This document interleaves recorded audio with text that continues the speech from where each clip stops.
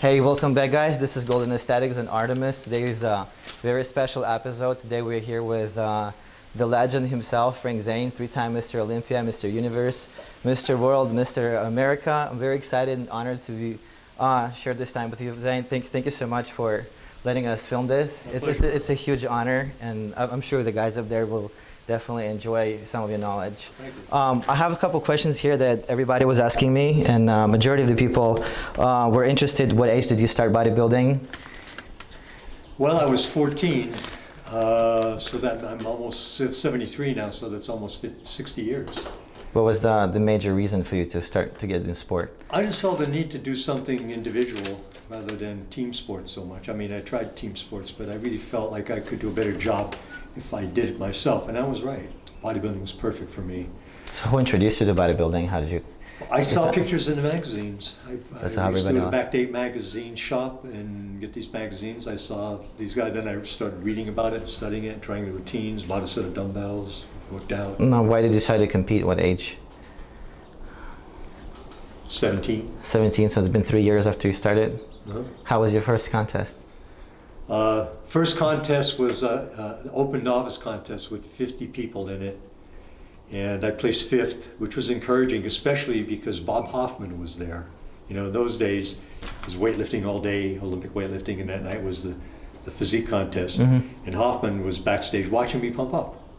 And he came over to me and he said, "Young man, if I had a physique like yours, I'd walk around with my shirt off all the time." And right then I knew that I could be great. I mean, it's funny, Right. you hear things like that, and it's what you needed Yeah. to hear to keep going. And Yeah, I Next get those show. sometimes too.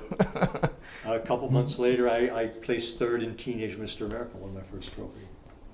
How about, what do you think about bodybuilding today? How do you see it today, and what the difference is between golden era bodybuilding and the bodybuilding that is on stage right now? Well, bodybuilding, I like the process of creating something new, of developing your body, changing it, having it look the way you would really like it to look.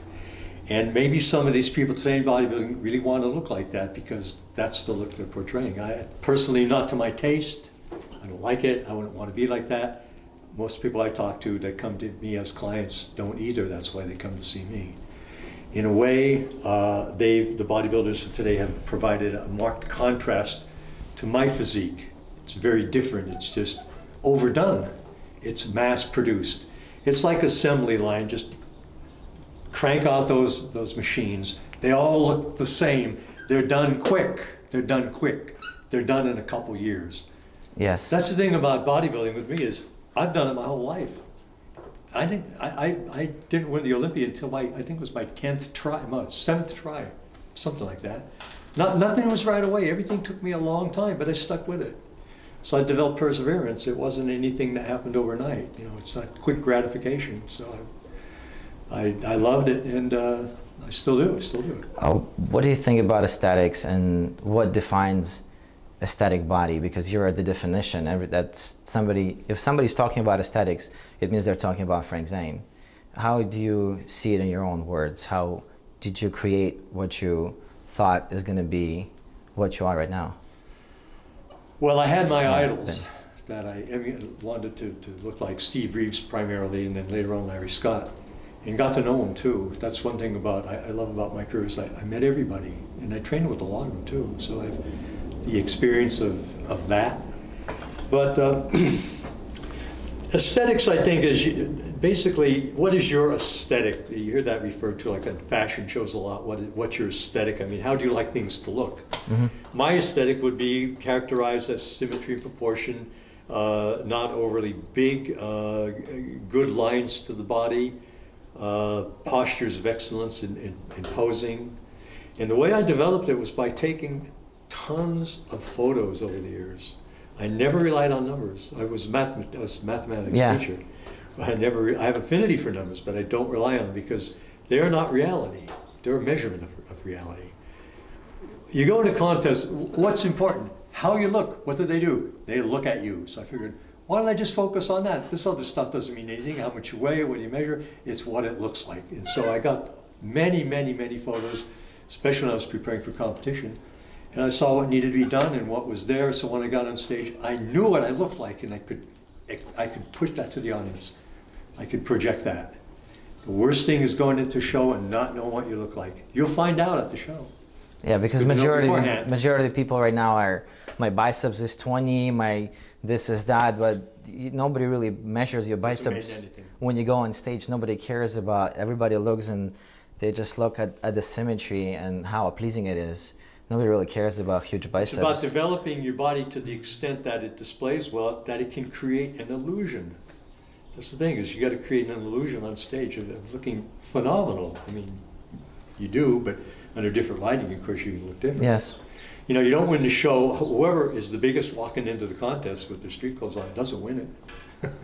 It's who wins it under the lights. It's under the lights that matter. Why do you think that the training methods of today are so much more, I mean, advertised a lot more, and they say they're gonna make you grow better and more, and then you shouldn't be looking at the, you know, training of the golden era bodybuilders because they were overtraining, they were doing too much, and nowadays it's that, you know, people are talking about more weights, they gotta train heavier. So what's your take on that? You know, there's a way to do pretty much everything with weights and bodybuilding and diet and everything. It's what you want to do. You know, it's what appeals to you. So I just go by that. This is what appeals to me. And plus, I have to be honest with you, I couldn't get that big. I mean, I realized that wasn't my forte. I didn't know how big it was going to be something bigger than me. Very small bone structure. It's good bone structure for bodybuilding. Small hips, wide shoulders, small joints. But you know, muscles look bigger. You know, when you have a 6.5-inch wrist, your arms are going to look bigger than somebody with an 8-inch wrist, no matter how big they are.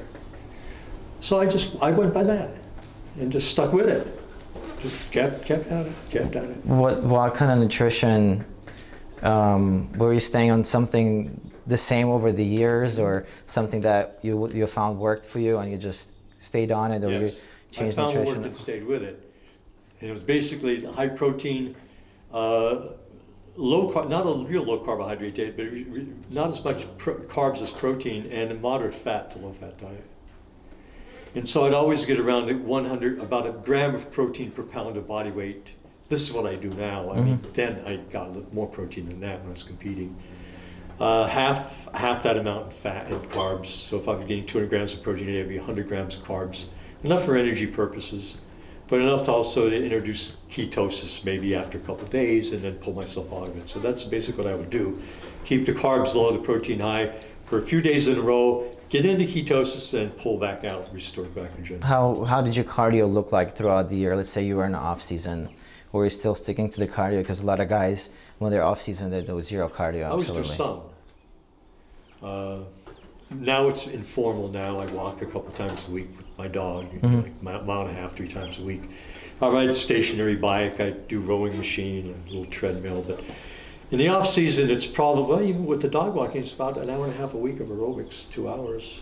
That's about all I usually do. If I want to get in really shape, I found that 3 hours a week of intense aerobics does it for me. So when you go on, let's say into competition preparations and contest shape, you go a lot more in the cardio? Not a lot more, just the right amount. Okay. The best shape I was ever in, I think, was for the '79 Olympia. And preparing for that, I was in isolation in Palm Springs for the last month, and I ran 1.5 miles every night when the temperature dropped below 100 on the track, and my legs got incredible doing that. Just running, 8-minute mile. Yeah, I never had to do a lot of cardio. I was always on the lean side. I was never fat.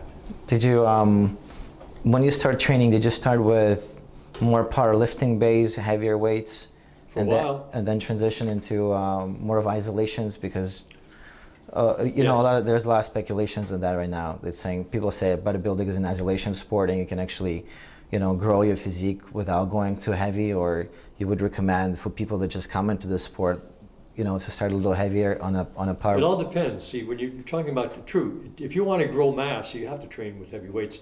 The body muscles actually have to interpret it as being heavier. You could do a little bit more of that with a sensible weight by slowing down the negatives, for example, doing things like drop sets. You get a lot out of that. But the thing is with the heavy weights, if you're training heavy and going heavier and heavier and heavier, basically, and you're trying to gain weight and get bigger, what gets bigger is muscles in the central part of the body, the central muscles, thighs, butt, waist, pecs, traps. These muscles don't give you a symmetrical look. They give you a chunky, blocky look. Larry Scott told me this. This is really astute when he told me. He says, if you really want to get what people call symmetry in bodybuilding, work the peripheral muscles harder and get them to grow. Your forearms, your calves, your deltoids, your lat spread, small waist. Look at the silhouette. The silhouette. That's what you have to look at, is the silhouette. Did they do that in shows? No. Why not? That shows overall balance. Yes. Look at your outline. That's what Yes. people see. Yes. Unconsciously, they perceive that the outline, something like that. That looks scary. It does. I totally agree with you. A lot of people asking about vacuums. It's something that you don't see anymore on bodybuilding stage.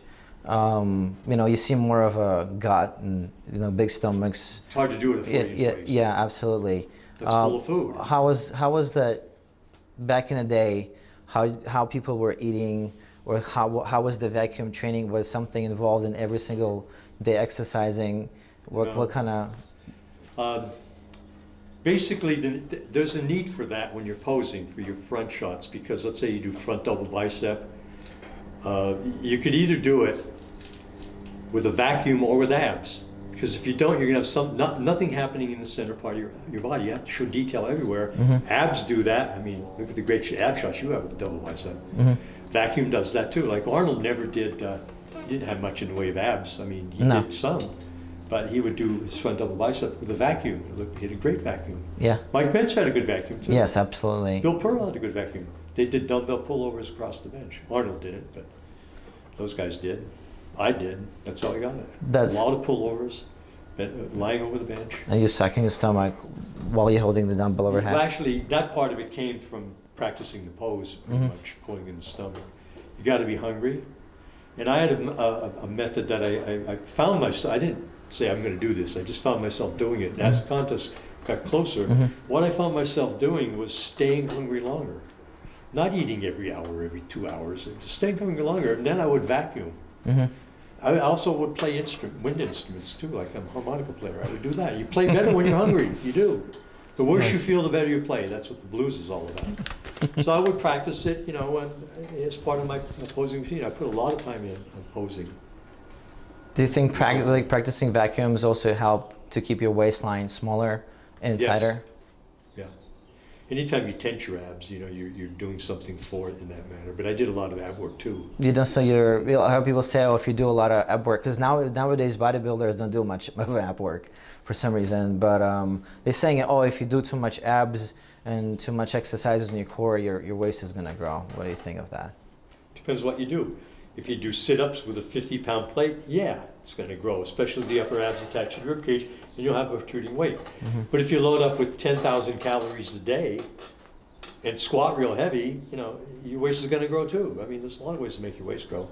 And that's one thing I didn't like about my physique, is when I got heavier, there was a year that everybody told me I need to get bigger, So in 1982 I did. I wanted to weigh 200 for the Olympia. And I did, and I lost.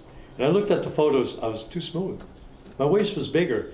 If I were 10 pounds less, I would look way better, way better. You probably have wanna- these things in your mind. You're probably one of the lightest Mr. Olympia ever. You wanted what, 192 pounds? Let's see, first year I think I was 187, 77, 185 in 88 and 78, That's amazing. and 191 when I won it the third time. This guy's right now at 280, 260 pounds on stage, 240. Crazy. It's all a matter of taste. Yes. And there's no absolutely. accounting for taste. So I can't say that's bad. I mean, that's what they like. And there's people that like that too. A handful of them. There's not many of them. Less and less as time goes on. But What do it's you what they think? want to do. Where do you think it's gonna go?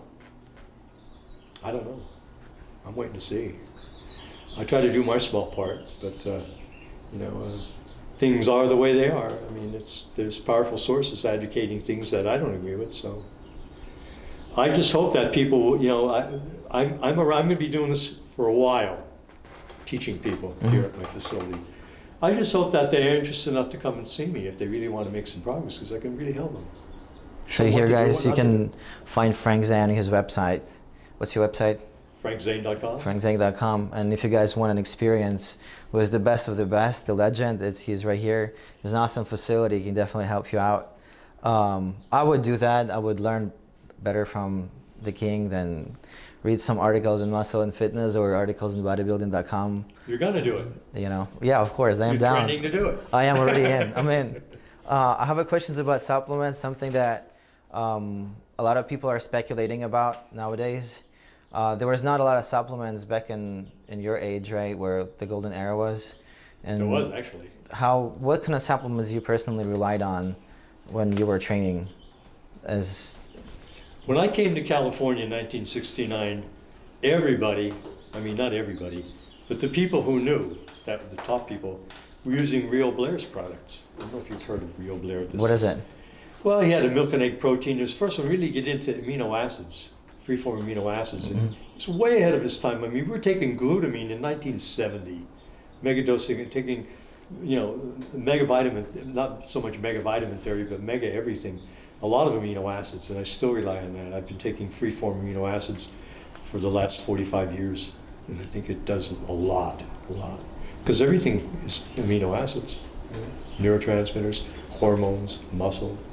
Because nowadays you walk into GNC and they offer you a whole spectrum of stuff that's going to make you grow and promise you in amazing gains, like there's names like Jack 3D or like a lot of pre-workout stuff that I think really affecting the body and make your digestion slower and damages your metabolism, makes you bloat and affects your nervous system. And people rely on the pre-workouts a lot nowadays. They say, oh, I can't last without it. I could do anything without it. Were there any type of pre-workouts while you were training? Coffee. That's the best thing. I do coffee and almonds. A little bit. I always look at who's saying it. If the person is saying it to me as an example of what they're talking about, then maybe there's something to it. But if a person is talking to me right in the face and he has really bad breath, I'm not going to believe anything he says. That's sort of symbolic, but that's the point. Yeah, I understand. Physician, heal thyself. I learned as a teacher that what really matters is not what you say, it's who you are, what you do, your behavior and who you are. And I found out years later of students that I ran across, like 20 years after the fact, they said, because they learned a lot of math from me, but because I was Mr. Universe teaching high school. That's why. They look up to that, because I was an example of what I taught. What's your outtake on genetics and how does it really define the level of aesthetics you can reach, or aesthetics is something you can build within any genetic code or any build? You can become more aesthetic if you just concentrate on certain things in your training. And I have a book, my latest book called Let's Grow. It's not about bulking up, it's about selective growth in body parts by your form in the exercise. Your form, the movement, everything, it's just a lot to it. You have to learn to isolate to get certain muscles to respond after a while. I mean, at first you might want to gain some weight and grow, especially if you have, you're thin here and here. That is useful at that time, but it's not what you do all the time thereafter. You change according to what you look like and what you want to look. So you do believe that you can achieve Yeah. really eye-pleasing body within absolutely any build? The level to which I don't know, but everybody can get more of that. Absolutely. A lot of people will give up on themselves and say, oh, I don't have what it takes, I have white bones, but I do think and believe that you can look better. A lot of people did. Larry Scott didn't have a big V tape. You still got to be the best. Who's your favorite bodybuilder of all times besides yourself? Steve Reeves. Very natural. Very natural. So I think I like all the guys of the past generation that have all but passed away. Bill Pearl, the last one now, because they're the ones that founded the sport. They're the ones that started old school. I mean, they did. Those training methods we're still doing now, and they work. So we're not looking around for any kind of new stuff. I mean, I like machines and everything. I mean, you can see this gym. I have a lot of apparatus in here. I like that stuff, but there's a way to use it. So it's all about common sense and then getting feedback on the results of what you're doing. I think the feedback's very important, and that's where the photos come in. What is would be the best source of protein after training? And what's the best thing to take after training? I think whatever kind of protein you like. A lot of people use whey protein. I think that you could get too much. I know with me it doesn't work as well because I used it so much over the years. I was really brought up drinking milk, and there's a point in your life where you get intolerant to it. So I rely on protein from egg white. I have an egg white protein with glutamine.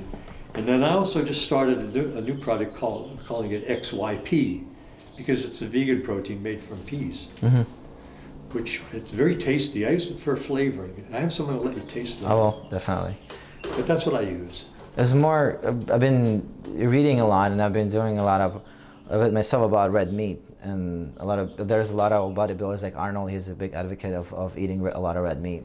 What's your take on that? I was too. I grew from eating red meat. I used to eat a lot of steak. Don't eat it anymore. You know, my goals now aren't to build big muscles so much as to last, and anything that makes me feel uncomfortable. Like what thing about red meat is it's got connective tissue and it goes through you very slow, and it gets stuck in there. Yes. It's easy to get constipated eating a lot of red meat, so I don't need it. I basically rely on fish and turkey. They have very light sources, and they go through your body very quickly, and you'd feel lighter. They don't hang up. Yes, absolutely. Yeah. What and the last question will be your advice to people that just started lifting, or people that just come into bodybuilding and want to compete. What would be your ultimate advice to absolutely anybody trying to build a static body? Well, that's the reason I wrote my books and published my literature, is that because I tell it like it is and how I've done it. What I write is what I've done and what I'm doing. So I'd say if you want to know more about that and learn more about what I did to be successful, get my literature. Otherwise, you're on your own. Find a good trainer. I mean, a lot of times I'm fortunate in my life that I ran into a lot of people along the way, and I learned a lot from all of them. Each one contributed. There's some things that I didn't need to know. Yeah, we all learn. Too. We all learn from your image. Yeah. You know, just like you said, the picture says a lot more than the numbers. Sure. So everybody, you know, there is a lot of fans out there, so you know, and everybody supports you, and everybody loves you, and you're a living legend, and you're the standard of aesthetics. Because if we talk about aesthetics, we're talking about Frank Zane. Oh, thank you. You know, we can find you a picture absolutely in any bodybuilding profile, and this thing is gonna stay in the history. And I think you made history. You know, and you're gonna, like, you were an example for me.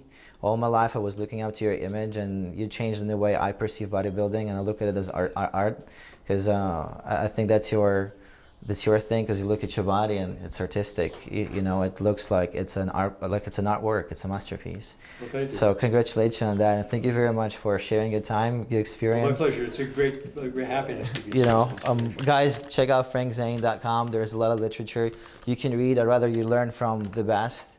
I'm actually going to do the same thing. So thank you so much, Frank. Much pleasure meeting you. Thank a lot of you. honor, and I'm looking forward to sculpt a body like yours.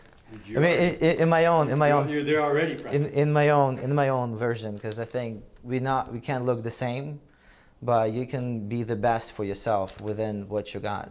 And I think this is like, can I be like Frank Zane? Or can I be like Arnold? You will never gonna look like that. You have your own potential, and you can look better because it's you. I'm very impressed with the photos I've seen of you, and I want to ask you a whole bunch of stuff. So as soon as this is over, we're going to get into what's up for you. Yeah, I'm definitely interested in talking about that. Okay. Thank you so much, Frank. Thank you.